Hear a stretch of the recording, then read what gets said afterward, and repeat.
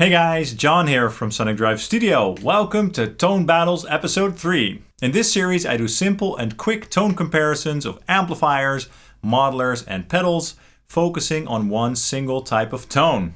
Today I'm going to compare the Wangs 1987HW to the Wangs 2204HW. The 1987HW basically is a 50 watt Plexi clone, and the 2204HW is basically a 50 watt JCM 800 clone. Now these amps both are excellent, and I already did full demo and reviews of these amplifiers, which you can watch up here and down here as well, just for more information and more tones. And these amps obviously are great for those raw and untamed classic rock tones, so those are the tones that we're going to focus on today. I don't expect these amps to sound wildly different with those types of tones, since the circuits of these amplifiers are supposed to be somewhat similar, but it will be a fun test nonetheless, and it will be cool to hear these amps side by side. Now these amps do have some similarities and also some pretty big differences. They both are 50 watt amplifiers with two EL34s in the power sections. They both feature the simple circuit design for the most pure and honest tone, and they both were built with a lot of love and care in the Wangs custom shop. However, the 2204HW has a master volume control and the 1987HW does not. The 2204HW has two inputs, a high and a low sensitivity input, and the 1987HW has the classic 4-hole input design, like your old classic Plexi basically. Now let's start with the 1987HW first, just to see how that sounds. I'm going to use my Gibson Les Paul Classic for that authentic tone, going into the high sensitivity, high treble input. The loudness control of that channel is slammed pretty hard, as that's where the gain is at, and trust me, at this level it's really loud. The amp is going into my Red 7 Amp Central and then into a York Audio MRSH412 M25 cab, the Mic Mix 01 file to be exact, and that cab is basically a 4x12 Marshall cabinet loaded with greenbacks. Let's go ahead and check it out right now.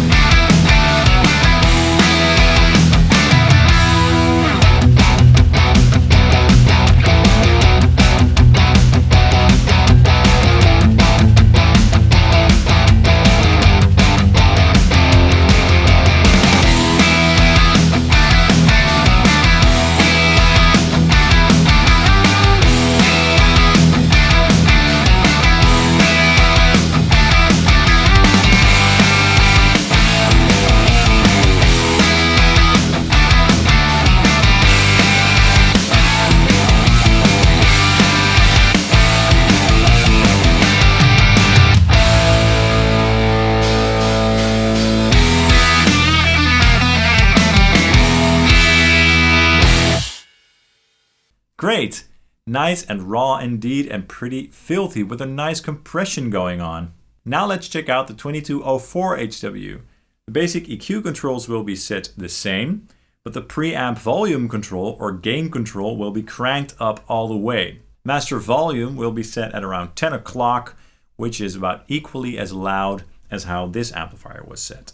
So the power tubes on this amp will definitely also be cooking somewhat as well. I'm expecting this amp to sound a little bit more gainy and a little bit more bright and open, but that remains to be seen or heard. Let's check it out right now.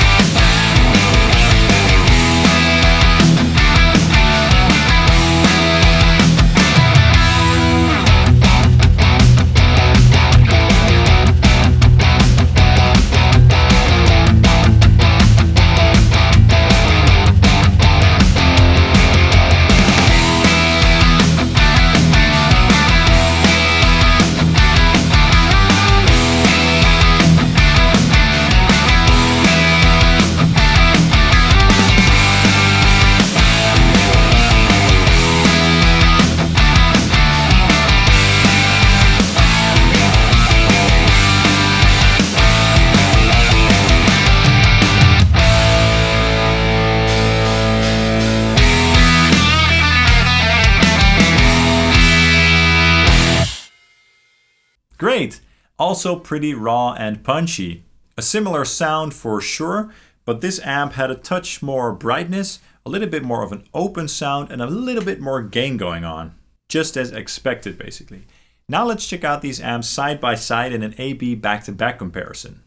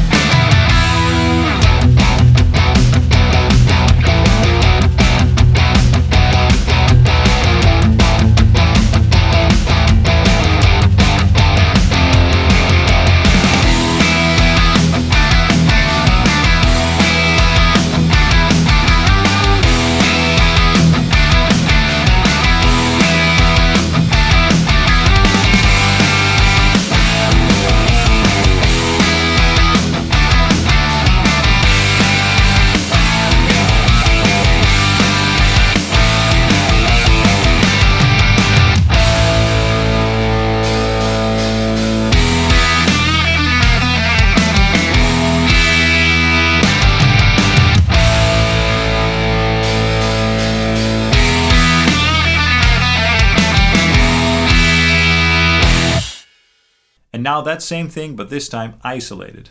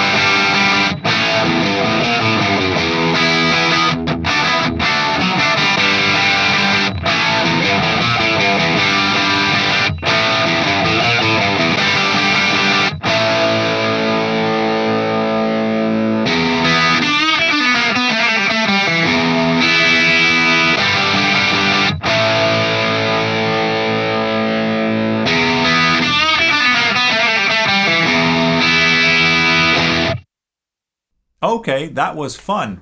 Gotta love those classic and raw crunch tones. Now with these tones, the differences between the amplifiers aren't huge sonically, but I could definitely hear some differences in between the amps.